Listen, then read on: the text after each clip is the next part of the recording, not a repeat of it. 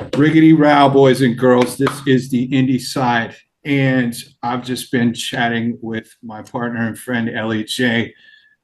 Today, we're going to do a different kind of episode.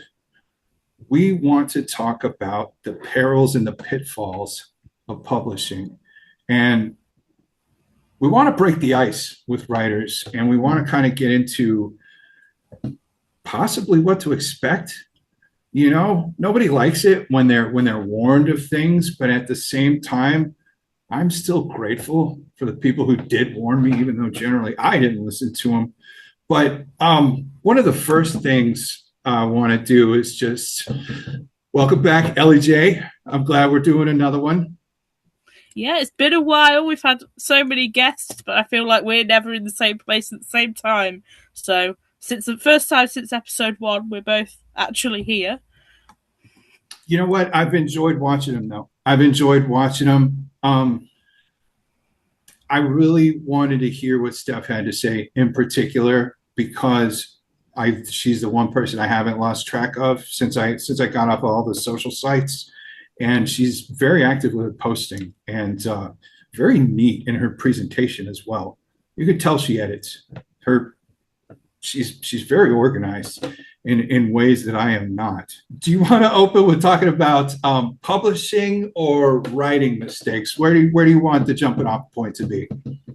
Oh gosh, I think I have more to say on publishing. That sounds arrogant. No, I have made lots and lots of writing mistakes as well, but I have more to say on publishing just because I feel like that's something you learn later in life. Like you don't get taught that at school. That's something you kind of have to seek out and figure out for yourself. So there's more things that can go wrong in the world of publishing.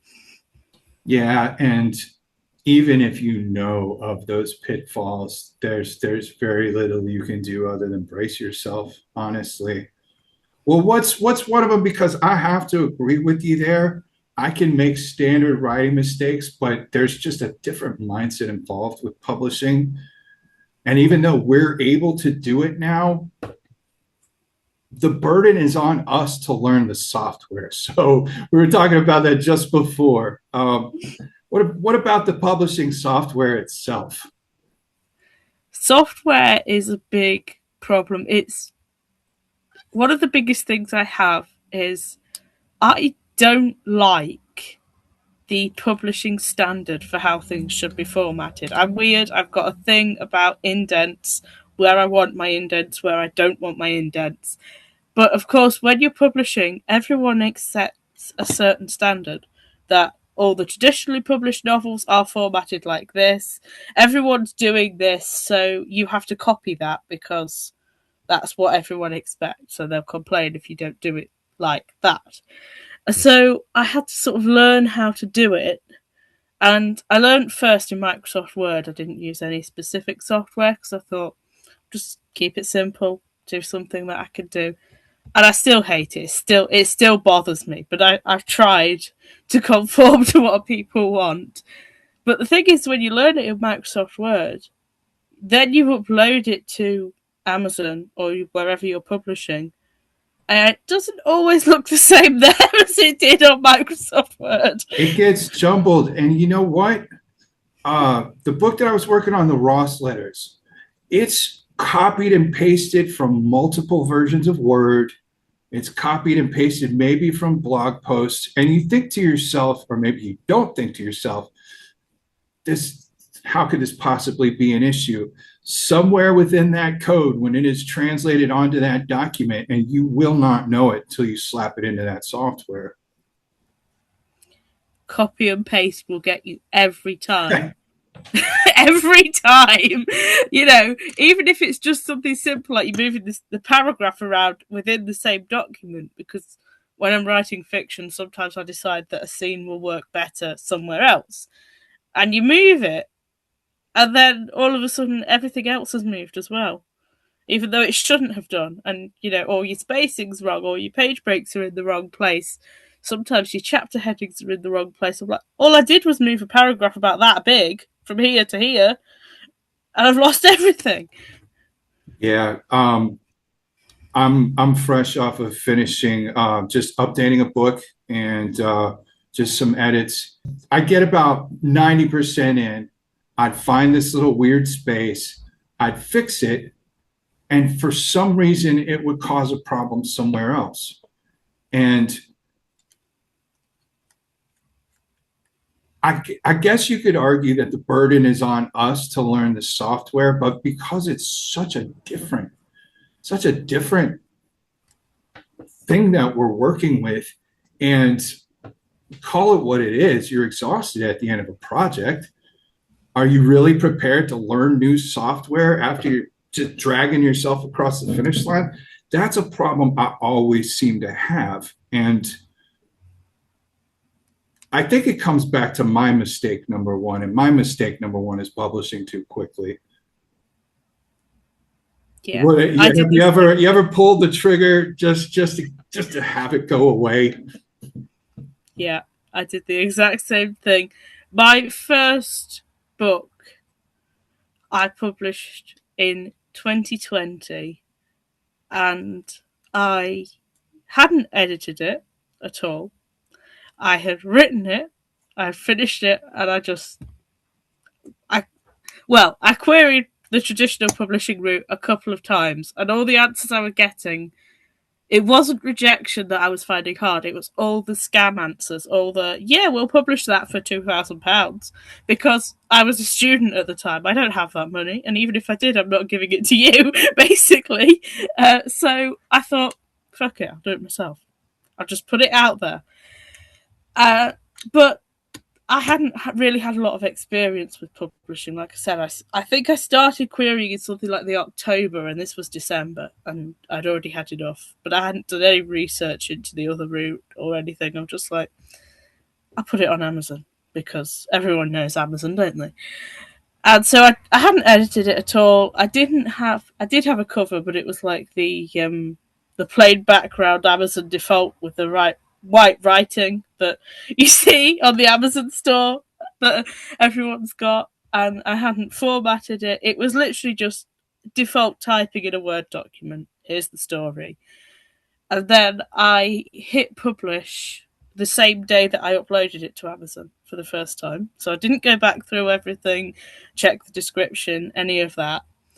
And I didn't have any social media at all at the time. Personal social media or anything. So I had no marketing plan or anything. It was literally just, I'm cross with the way publishing is going at the moment, so I'm just going to put it out there. And then I thought afterwards, oh, now I actually have to do everything else that I should have done first. The publishing mistake there, I guess, is you don't realise how prepared you have to be to publish. Oh, boy. Yeah. It sounds identical to when I first put out the letters. I hit publish, and I had this great just pat myself on the back moment. I'm just chilling. I'm sitting back. Gosh, I feel great. And I randomly open up to it because I'm feeling that exhilaration of having just published. It was the first time I'd done it. I feel kind of thrilled, like, wait, I have a book on the market. It's out there. And I open up the document and I see that I spelled a friend's name wrong. And I was like, wow, first of all, how many times did you look over it and not notice that? And number two, he's one of the first ones to buy your book too. You should be ashamed of yourself. But I guess that goes hand in hand with another mistake I made. And that's not having any eyeballs on it, not having any other people looking at it. At the time, I didn't even have an editor. I had let 3 friends who are all super intelligent read it, assuming, and I just want to apologize to all 3 of them, assuming that they would find whatever I missed. Okay. And I, even saying it out loud now, it sounds kind of ridiculous, but not only did I pull the trigger too quickly on the publishing software, but I really thought I caught all of my own mistakes. And I was just, good God, if I'm spelling Brian wrong, I don't know the difference between your brain sees what you think you wrote. It's like autocorrect, but in your head. So, yeah, you need other people to look at it. And on that sense, you had a head start because I didn't even get friends to look at it. I just went, no, I am a genius. Go. And then afterwards, it's like, that was a mistake. So that was just, you know, when you're 19, you think you're the smartest person in the world, and you're usually not. So I just shoved it out there, and then I took it back later.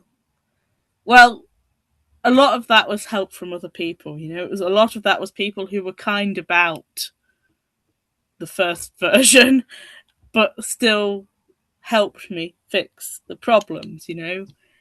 I learnt that the way I'd done it the first time was wrong when I first got on social media, and I met other writers, and I found out more about the process that you should go through before you put something out there.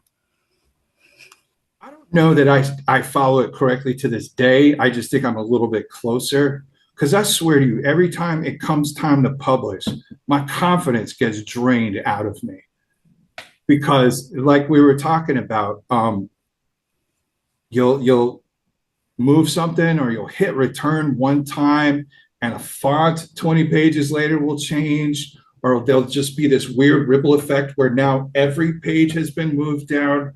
And again, because mine was so copy and paste heavy from different formats, I imagine maybe that puts some scrambled code in the master document. It's all I can surmise because there's still mistakes that I can't quite explain, other than maybe paranormal interference or something. I don't know. But um, here's another mistake, and I'm perfectly willing to wager that you're going to echo this sentiment.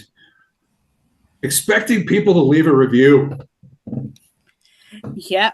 The amount of sales to the amount of reviews is ridiculous.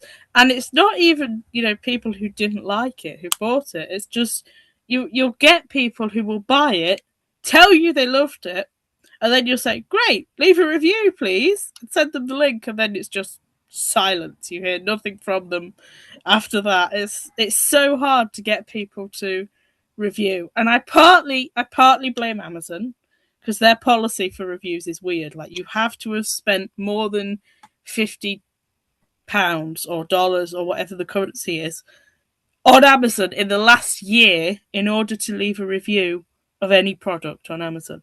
I had no idea. So that's why a lot of people can't review, because I can only Okay. leave reviews if I've bought stuff. So I have to make an effort, because when I first started doing it, and I had other authors saying, can you review my book? Can you help me? And I was like, yeah, I want to, but I can't. So I have to now make a conscious effort to buy stuff on Amazon in order to review people's books, which is stupid. And then there's also, depends what country you review it in, because Amazon UK is a different entity to Amazon US. So I could review your book. You could check the US site and say you haven't reviewed this, but it's actually under the UK site, so you can't see it. And there's 12 different KDP sites, so it could be on any of them. So reviews are very strange. The way I sort of get around that is Goodreads, because I think everyone can use Goodreads, and it's like a sister site to Amazon, and it's free. You can review straight away, but it's just finding people who will make the effort to go on there and do it, even if they've enjoyed the book. Lots of people just don't, or they do, but it's just a star rating because they don't have anything to say, or they don't know what to say. Hell, I'll even take a star rating, to be honest with you. But I did not know that. That is interesting to learn. Um, Another mistake, and this might be unique to this side over here, but file management. Yeah, I put all my files on a USB stick like this one, but if you were to go into my files looking for something, you would be very, very confused because they are not saved in the way a rational person would save them. You know, the way you think an author saves things under like manuscript and then the name or the version. I literally have documents on this memory stick called "This is a terrible idea" docs. So, but then when I come back to it later, because I name it in a moment, and I come back to it later, I'm like, I have no idea what this is. I have not left made this easy for myself. I've not left myself a memo for future reference. I've just put a load of rubbish in the title box because at the time I've got an idea that I really want to write down. I don't care what it's called. I've just slammed the keyboard to get that bit over with so I can get to the writing.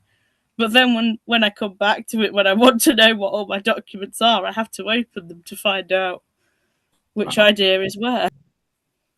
I did have some vaguely named files. I had like three different files called poetry. Like, yeah, that's really good. That's great. That's helpful. That speeds up the process. The other part of file management was when you're publishing, where it auto saves is not the same place that it loads from, which explains why the third draft of the Ross letters was actually the second draft of the Ross letters, and I never knew it. Don't know how that happened. More importantly, don't know how I figured it out. But the problem is naming the files all the same thing. Yeah. And not having separate folders, not saving it in the cloud. You know, more than once, Laura has rescued this project because she said, "Oh no, I got the draft in the email. Let me find it." I end up relying on one of Laura's because she knows, okay, it's got to be somewhere within this date range. And you know what's sad though is that I used to be super organized. When I did the original letters, they were so organized, and I can't explain why I've become less organized over time. I thought the opposite would happen. So I don't know. File management is a ridiculous. I've just now stopped making the same mistakes. And again, I realized that Kindle, again, it saves to one spot and loads from a different spot. And you can't just click. You can't just take that for granted because it's uploading from downloads, but you had put it in the KDP folder. Yeah. And because the document's the same name, you don't find out that the stupid thing is published. The worst one, well, there's two stories I have about this. One is that I used Kindle Create once, Amazon's KPD formatting software, because you could download that, put a Word document into it, and it's supposed to fix all the problems. It didn't, and I don't tend to use it as often now, but I used that, and at the end it comes up with a thing to save your document. So I saved it, and then I thought, well, I can still see the Word document, but I have no idea where it's just put the Kindle document. It creates its own folder. It does, and I learned that the hard way too. Under something else. I'm like, where on earth? I'm going through all my computer files to find it. The other thing I did with files was for a while on KPD, if you bought the second book of my series, you would get the text of the first book because I mixed my files up. I only realised when someone bought it and said to me, look, this is the wrong one. But fortunately, all the orders were on Kindle at the time. And on Kindle, if you update the manuscript on Kindle, it automatically downloads the new version to the person who's bought it. So that saved me because I was like, oh, because he's already read the first one, so he knew straight away when he bought it, this is the same book that I've already seen. But I thought, I don't know how I managed to mix them up, and it was because I was saving the files by initial. So the titles One of them's Secrets of the Volkov, so I saved that as SV, and one of them's Family Secrets, which is FS. So I had these two little initial codes, and I got them the wrong way around. I mean, it's again, you're so far in the process, your brain is kind of mush anyways. This requisite sharpness, I have no use for it. I like the software enough, and I'm going to be honest with you. We may have even talked about this already. The reason I was so stoked about Kindle was the idea that if I did mess something up, hey, I could go back and upload it, and I I felt like it justified the bigger commission as well. And you're going to get an updated version that may actually have enough changes to, hey, the reread is going to be a little bit different and maybe a little bit better.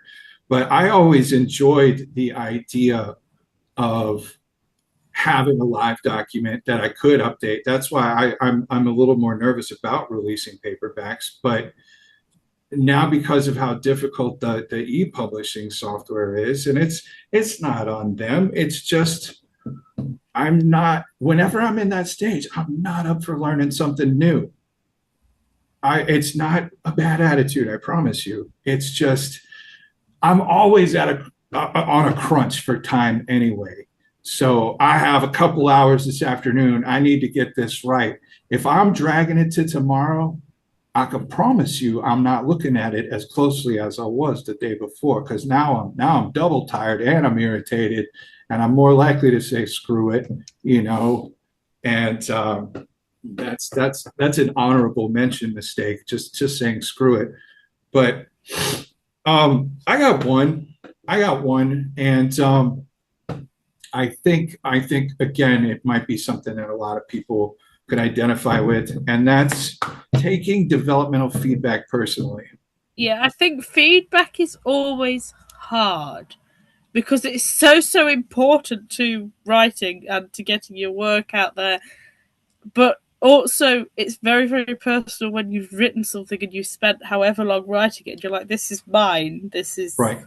precious, and then you put it out there, or you give it to someone who you want to help you, a beta reader or an editor or whatever, and they say something, and I think me and Steph talked about it, or it was on one of the recent episodes anyway. I lose track of who I spoke to it about, but you could get sometimes feedback, and you're like, no, that's wrong. You completely missed the point, and then it's like feedback is supposed to be a different perspective, and you have to kind of take down the barriers and let it be that different perspective. But it can be really hard to do that when you're so close to your own work. One of the first times I got developmental feedback, it was from a friend in the Army, and he is a super intelligent dude. And so I told myself whatever he told me, I'd be ready for. And to be honest with you, the feedback was decidedly mild, and I still got my feelings hurt. He said there's just something missing in terms of progression. So, I stayed angry for a couple of days or weeks or whatever. And then I realized, no, he's right.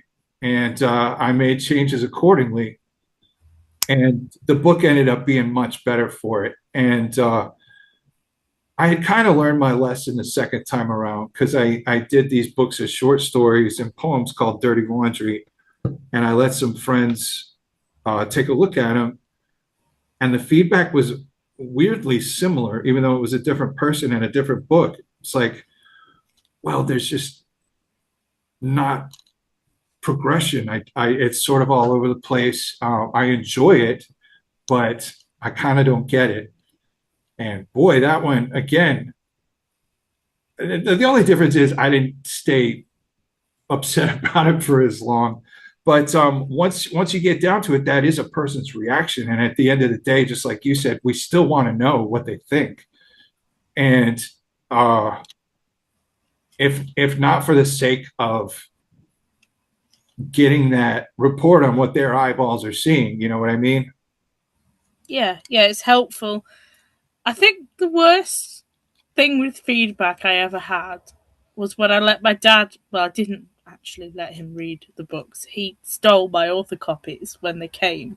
He's like, "I'm taking these." At the moment I opened the parcel, so he took them. And it wasn't that he didn't like the stories, because he did. What I found really difficult was that he is the kind of person who will sit down to read them with a pen and paper next to him and write down every like typo or error or anything that he finds and then give me the piece of paper. I found that really hard because that's not how I normally receive feedback, and it felt very personal to be there in real time watching him like reading Oh, and you jotting were things down. watching. Well, the good Lord, that makes it 10 We live in times the same worse. house, so it was like really awkward for a few weeks when he was He's got just his every cheaters time. on his nose and his red pen. Yeah, yeah, Wow.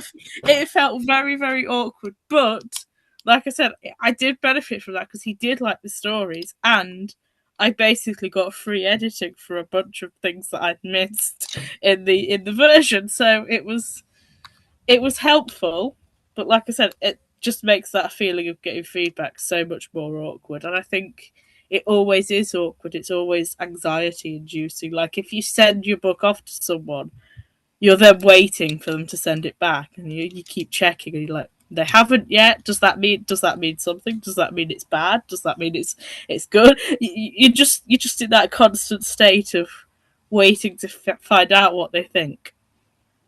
You know, uh, I got an email shortly after I put that first book online. I told my friend about it, and he found an error in the preview. He found an error in the free preview, and I was devastated. And again, I was happy that it's Kindle. You can go in, correct the errors as many times as you want. But I was thinking to myself, now hang on. Several people have read this, and somehow I have missed an error this whole time that's on like page 4. It's for me, it's like I think the first reaction is, well, if I did that, good grief, how many others might I Yeah. have missed? I think the tendency then is to start overthinking it and being like, what else is there? Do I need to read it all again? Do I need to edit it again? And also overthinking people's reactions, like how many other people have seen this? Do they all think I'm just an idiot who can't spell? Even if no one else has said anything Yeah, about it or even noticed it, because I guarantee there's readers who have completely missed the error as well. But getting your own head about it. oh, I gotta say, I was a little irritated with my other, unpaid beta readers. Like, why didn't you guys catch it? You know, I left it up to you, but um, it's a mistake in itself, Ellie, to believe that you're going to have a smooth road.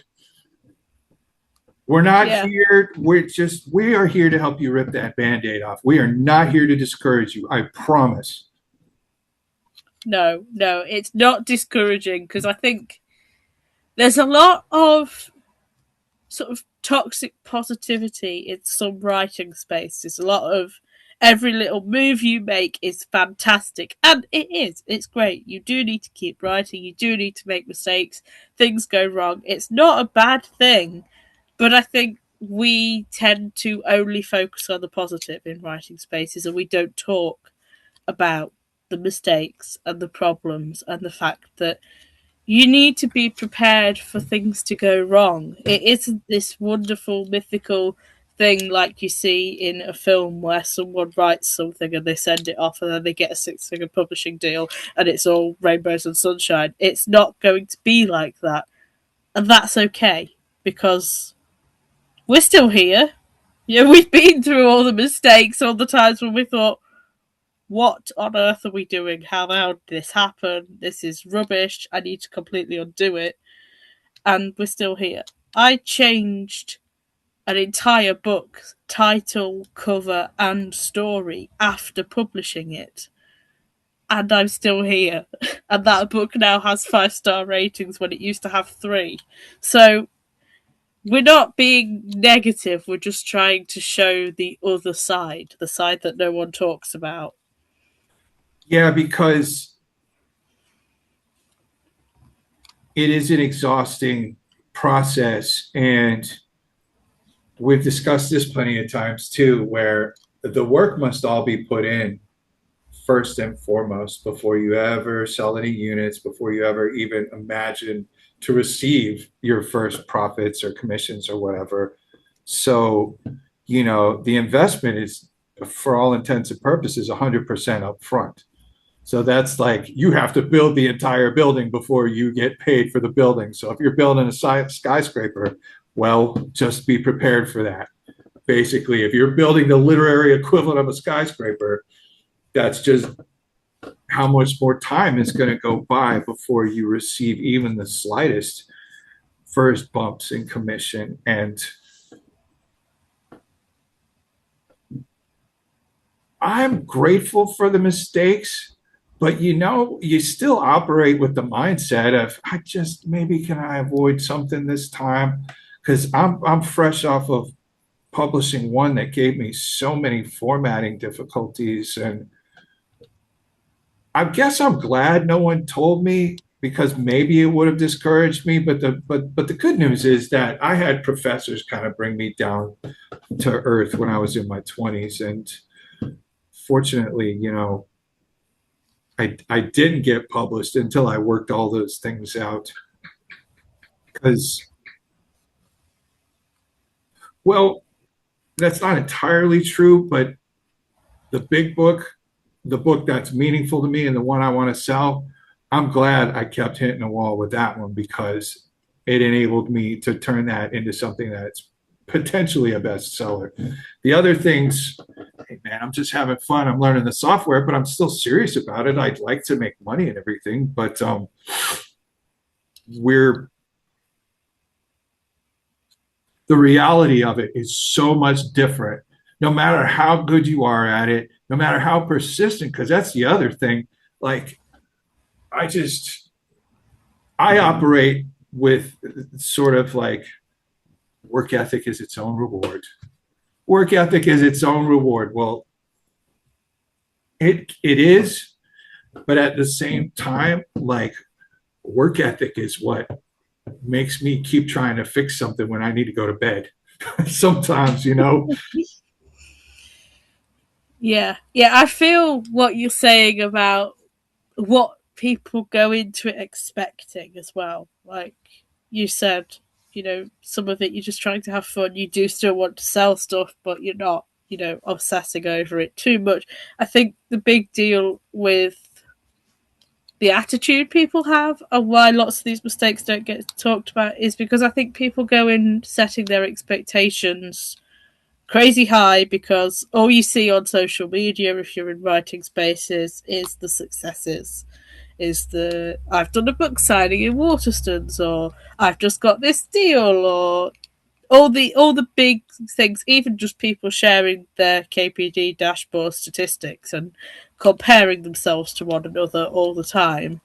It's about managing your expectations when you talk about mistakes and the journey and what you've learned from those mistakes. It's just more about the impact that has on what you go into expecting next time. So if the first time was really hard, you use that to work out how you can make it better for yourself, but also you sort of manage your expectation like, okay, so it might be hard again, but do I want the end result? yeah, traumatizing is a good word, but you could be told these things and still not be ready. It's almost like being told how dental surgery feels like, and you're just like, oh God, this sucks, but at least I know. It ain't gonna change how it feels, and it sure ain't gonna change what happens when the sedative wears off. But it's almost like, do you want to know or do you not want to know? And in this case, I'm kind of glad I didn't know, because I hit every branch on the way down. and I am better off for it, even though I do just develop a sense of dread sometimes when it comes time to drop it in that e-publishing format. I'm kind of like, what page break did I miss? What spacing error is going to get weird on it? You know, you could be told these things and still not be prepared for when the branch does hit you. There are definitely some things I am really, really glad I did learn. There are some things that I wish I'd known sooner, but there are some things where I'm glad I learned them the way I did, even if that wasn't the correct way round to do it. Even if I should have known them before, because lots of them I learned from meeting people. So it's like, if I had known that, would I have met those people? Would I have made those connections? And also, now I have that skill. Whereas if you'd sat me down beforehand and told me, right, you need an editor, you need to get a cover ready, you need to do this, this, and this, I might have just paid someone to do it. I might not have bothered learning how to do it myself. And so now I have that knowledge. No one can take it away from me, even if I choose not to use it. So I have benefited from doing things the wrong way. Yeah, and you know what? I mean, that's a pretty ubiquitous lesson, I would say. But I almost feel like I am a product of my mistakes, and specifically in writing in this case, because were it not for those things, I wouldn't have learned to move slower. You know what I mean? I wouldn't have learned to take my time. And I've definitely, here's a mistake on my end. I almost am of the mindset that you should never really call something 100% finished,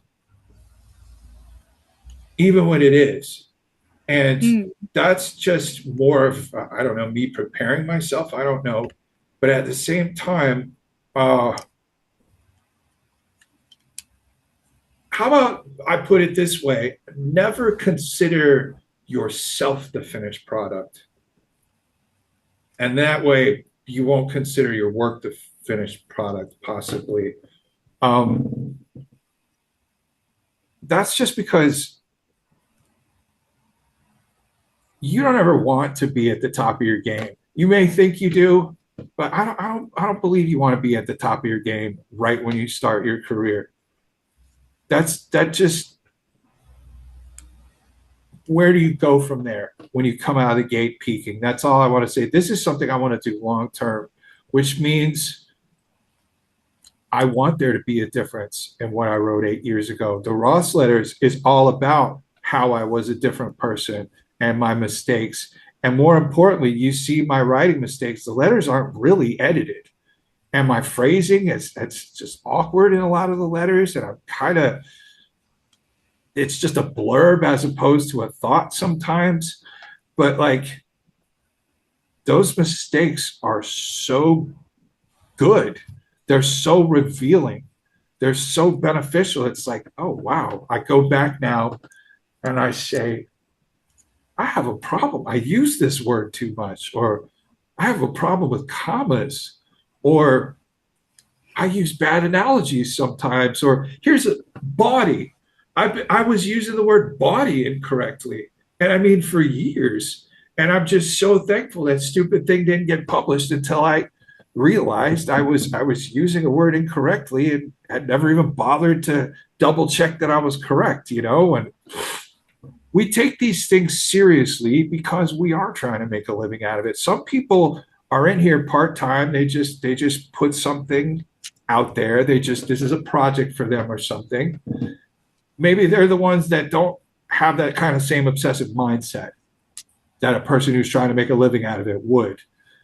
So those people may not see those mistakes as necessary, and for all intents and purposes, they may not be if you're not interested in having a career and being published and things of that nature. But for the rest of us, we gotta hit those pitfalls because we gotta know what to expect. I think in and of itself, what mistakes you make or what mistakes you make most often can be very revealing. Like, for progressing as a person and as a writer. And you have to be able to identify where you're going wrong. It's not.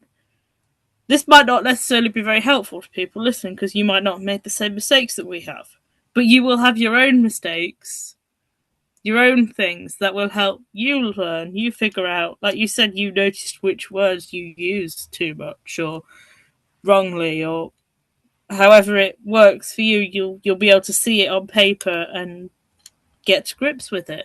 I recently redid all my earliest work, things from like 2020, into one special edition that came out this year. And it shows me, I think, because of how young I was when I wrote those, it shows me how much I've grown up since then. And I know this kind of goes against what you said about things being complete. It's not complete, but when I finished that, I said, right, I'm done with this story, these characters, because they are things I did in the past. It was fun to revisit it. I fixed a lot of the mistakes I made then. Now I'm finished. I'm going to move on to new things. I got another one for you, and it ended up being less true for me. I think I kind of got lucky, but my homegirl Stacy told me, "Don't sell to your hometown. Don't market to your hometown. Don't advertise to your hometown." And I'm putting that as an honorable mention mistake because it still was a mistake, but I kind of got lucky and got some sales anyway. You got any insight on that? Well, I've had lots of sales locally as well because I also do in-person sales. I do craft fairs. I sell, but it's not people I know, which I think is the difference. I think that's more the message there is, don't try and make it just your friends or just your family because one, it's a finite audience, you're going to run out, even if you're the most popular person in the world, you're going to run out of friends to sell to eventually. And two, I think it's more personal. I think that's where the feedback's going to hurt more. If you're only selling to friends and family or people who know you personally anyway, if they don't like it, then it's going to feel really awkward. Sure. Whereas, like you said, you got lucky because lots of your friends and family have read it. Lots of people from your hometown have bought it. Lots of people have probably enjoyed it. So it's not as much of a problem because it was a positive outcome. But I think it's the message setting people up for the fact that this could be a mistake rather than it's always a mistake. This could go wrong. You could get your feelings really hurt here. Well, now that you mention it, there were several people from my hometown that I didn't really know all that well who bought it and contacted me. It's like, I really like this. I'm like, oh crap, do I remember this guy? But yeah, you do kind of set yourself up for an emotional letdown outside of everything else. I just figured it was in the bag because it's Pete. It's the guy that made everybody laugh in high school. It's the guy that hung out with all the crews, and I just figured I could saunter back into everybody's lives and be like, I got a book, and you were super excited about it. Nah. In fact, I remember I got my feelings hurt by this. I had messaged a friend from high school, and I said, "Hey, I just published 2 books recently." And she's like, "Oh yeah, guess who my sister's dating?" I was like, me publishing 2 books is no better than your tawdry gossip. That really hurts, dude. But again, I'm the one who kind of set myself up for failure because then there are strangers on LinkedIn that have bought my book and quietly left a 5-star rating. So that's another thing. You think you can predict who's going to want to see it, but now the ocean is so vast. Oh my goodness. There are hundreds of books coming out every day, and that's something you need to, it's almost impossible to take into consideration until you've swam out there yourself. You know what I mean? Yeah, there's Kindle. It's great, but it has made it so easy for people to put things out there. And now that some people are doing like AI generated things, so they don't even have to put the time in to write it, they can just Yeah, get a but new we one like don't know that. any people like Churn it. that, do we? People will just churn these things out Right. repetitively. And you think, at this point, there's so much content out there. How do you make an impression? How do you predict who's going to see your work How do and you who's going distinguish to like yourself? it? I kind of had the opposite problem to what you had. You went in assuming that people you knew might want it because of who you were, and thinking that would work. I originally, when I published early on, I've got better with confidence now and putting myself out there. But I was like, no, don't talk about it. Not telling anyone. Just going to focus on the online thing. Don't want anyone to know. It's going to be so awkward if I have to talk to them in person. And so I never knew until earlier this year that my grandmother has actually bought and read all of my books because we did not speak about it. And Oh, then she just made like a passing comment on the phone one day, and I'm like, oh, so people I know actually do read this, and it's not weird, it's not awkward. I just wasn't expecting anything, so I'm like, I'm not going to tell anyone. It's going to be weird. It's going to make them feel obliged, or it's going to make me feel awkward. I'm just not going to talk about it.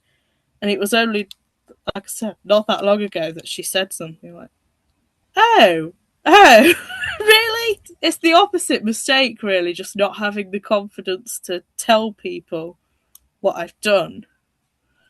well, dude, if I had to do it all over again, I would have probably left my hometown out of it because uh, I came from such a small hometown, and we really have kept tabs on each other. Well, a lot of us we've known each other since '85. Okay, and I don't know why it was so wrong to assume that it wasn't just a natural thing that they're, oh, sure, I've known Pete for so long. Whatever this is going to be compelling. I don't think I was wrong in assuming that, but at the same time, if they did buy it, I'd set myself up for failure in another way because then I'm going to want to talk about it with you. Tell me about what you think about December 12th. Tell me about that letter. Tell me what you think about the allegories. Tell me what you think about my use of alliteration. And you know what? It's probably better that I didn't. In addition to keeping my confidence at acceptable levels, which I got to tell you, that's the other thing I'm really grateful for is that now my confidence is more where it needs to be. And I am a little disappointed that I'm not the guy that puts out fires like I used to be. Whenever the band geeks were beefing with the metalheads, I was the dude. So I thought I was going to do it again with literature. I thought I was going to put out these fires with a funny book, you know, and I definitely underestimated the current of the culture. There's a nice little warning, but I would have really set myself up for some disappointment because I would have wanted deep discussions with those people. I would have known because my one of my homegirls, I call her my sister. She bought my books. I was just waiting and waiting and waiting. I'm waiting for her to ask me about it. I'm waiting for her to ask me about it, and it never came. And it almost became like, oh, now I got a beef with you, you know? Yeah, it's like you expect more. It's similar with expecting reviews. You think, okay, well, you've told me you've bought my book, or you've told me that you've got my book, and you're reading it. So, why aren't you saying anything? I know, say something, please. Tell me you Come on. don't like it. Just say something. Yeah, but it's kind of links to confidence, and it's something I mentioned earlier. Is that writing is an emotional roller coaster, and it is with confidence as well. There's moments where you're up here and you're like, I love my work. I'm a genius. This is brilliant. It needs no edits. It's wonderful. And then the same day, you could be like, I hate this. This is awful. What have I done? and back up again in Yeah. the same piece of work. And I mean, sometimes the bits that you hate are the bits the readers like best, or the bits you think are absolutely brilliant. They're like, hmm. It's okay. I swear, Laura doubles as my therapist because I'll just tell Laura, I'm back to thinking this is garbage again. I'm back to thinking I don't like this. I'll just give her a little update, like, oh, today I like it, And if I comb through those emails, there would be this, oh, now I hate it. A couple more later, boy, Laura, this is great. A couple more later, oh God, this is such a chore, and I hate it. Nobody's gonna like it. Yeah, even different times during the day, you might have a different opinion about your work. Uh, and that is to say, dear writers, that it is normal. It is normal to be in love with your stuff. It is normal to despise your stuff. It is normal to feel just about every emotion in between, all within an hour's time span.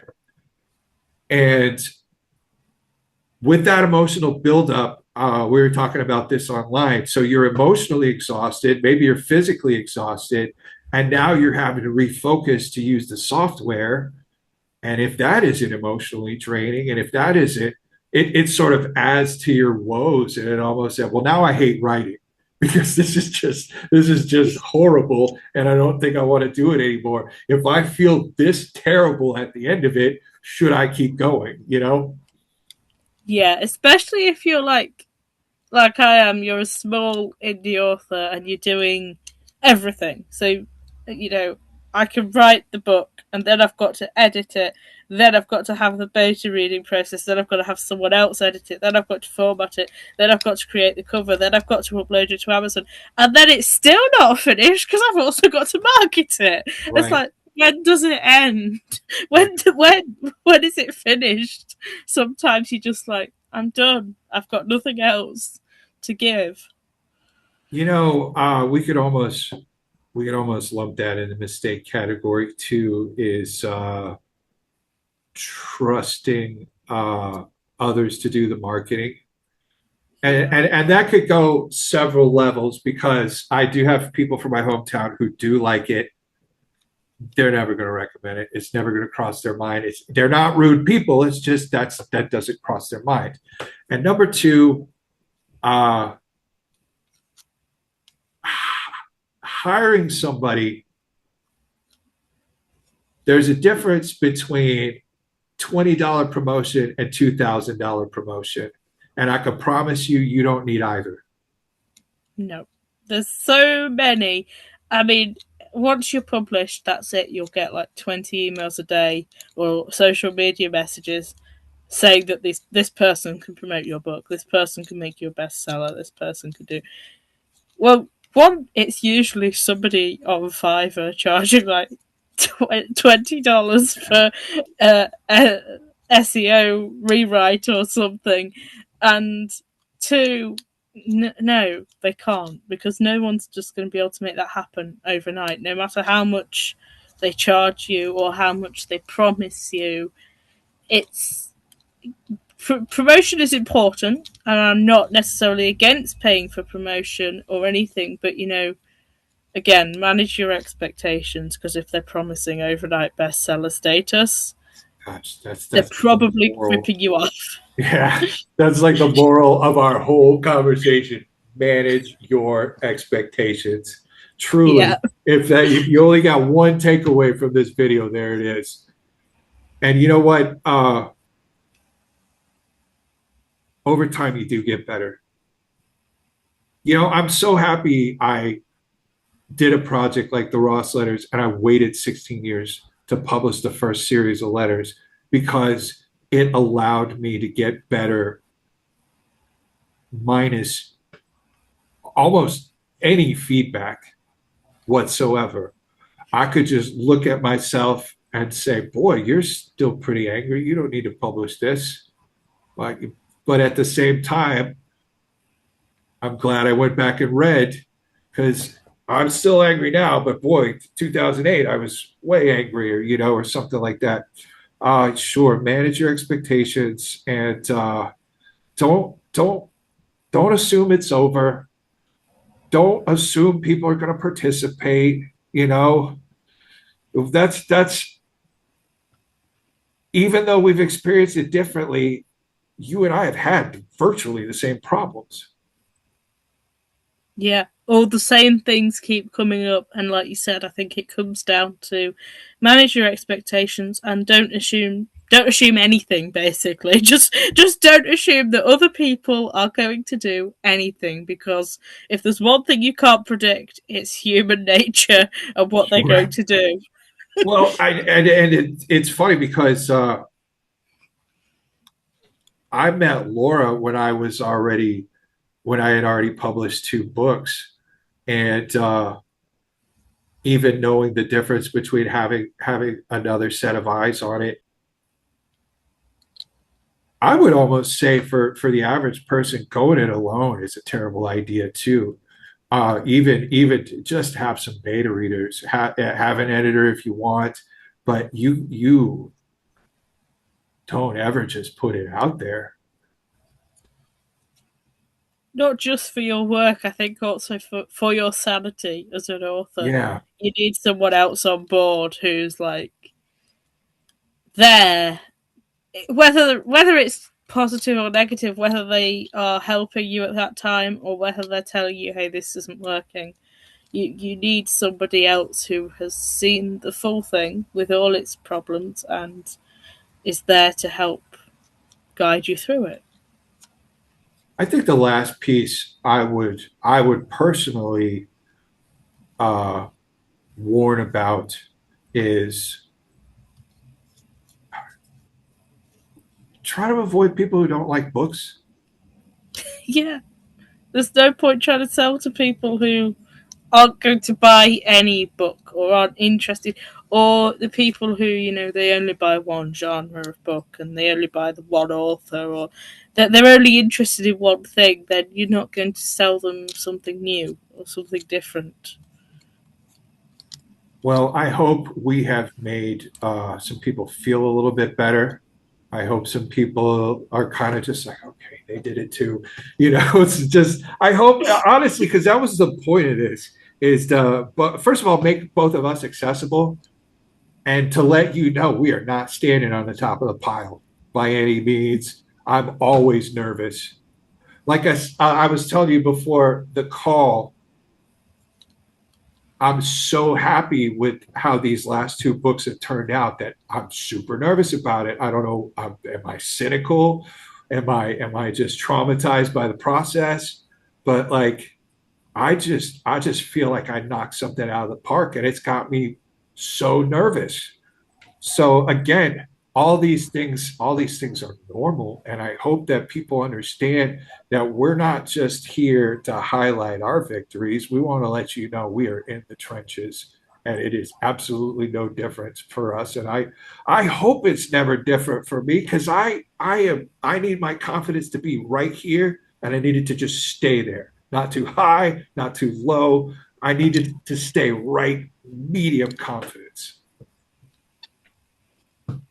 Yeah, it's hard, but so long as people can look at this and take away that, yeah, we're human, we all go through this. This is normal. This is okay, and you don't need to completely give up because you can come out the other side of your mistakes absolutely fine. But also, yeah, we're human. We're scared. We have problems. I've had things go wrong this year, and I've also done an awful lot of new stuff. I've started publishing for other people, which is a whole other world because now you're responsible for things that go wrong with other people's stories as well. And we started the podcast. I put out a 500-page special edition, which was crowdfunded. So I went through that experience as well. There was a lot of new things this year, but it is scary. It is scary, but you can get through it. That's the point. We're still here. We've done all these weird, wonderful things, and it's worked out. Even with the mistakes that have happened along the way, it has worked out. So don't be afraid to try stuff. Just be aware that it might not go right the first time. Yeah, and don't be afraid of getting stuff wrong. Like I said before, I could tell you exactly what's going to happen, and it still will not lessen the impact when it happens to you. So just be prepared for the road you're on, but understand that I'm a pretty antisocial dude, and I still connected with some very quality individuals, and through this podcast, hopefully we'll continue to do so. um, Entering the public sphere is something I don't enjoy, but I did it and I found the right people. And they, in turn, slowly talk to other people. And now my books are on Laura's resume, they're on Laura's website. And it's like, wow, I'm representing you. I'm kind of happy about that too. I'm on your resume. I need to look my best. I need to be at my best. And I need to at least attempt to make human contact outside of what I do. And this is how I do that. But if a surly antisocial individual such as myself can still make positive connections, I can assure you, you will as well. And at least you're not taking that road alone. You know, I think that's my primary mistake is attempting to do it all by myself. I think that's the number one for anybody is in this era where you do have people who are, because I could brag about Laura all day, but Laura was just so hyped to get experience that I felt like I just need to give this person my best. And I owe them emails every day. If I miss something, I owe you an explanation. But like going it alone was a huge mistake. I put out 2 books before ever even attempting to network. I'd say that is my biggest regret overall, is because I thought for sure everyone would be competition and not willing to work alongside. You know what I mean? Yeah, yeah. I went into this, like I said, I had no social media, I had no way of connecting with people, I didn't have any other writer friends, and that network is invaluable in every way. I've got some great friends now who I talk to on a regular basis. They know what it's like to go through the problems you're going through, they will help you. There's a great community of indie authors, of editors, of people who come together for no profit of their own to help each other. They'll swap manuscripts to read them as beta readers, they'll recommend editors, they'll help you work out a problem you might be having with the software or with cover design or anything really, just knowing that you'll help them as well and to help each other out to see each other succeed. There's a great community out there. You just have to be willing to put yourself out there and find it. And if you are starting from the beginning, this is a great place to come because we're indie authors, we get it, and we want to help other people. That's the whole point of having guests on here, is to shine a light on their voices. So, if nothing else, you can come and say, hey, what do I do? And we're here to show you what we've done, what other people have done, the mistakes we've made, and how to prepare yourself for your own journey. And we're here to commiserate when things go horribly wrong. We're here for that too.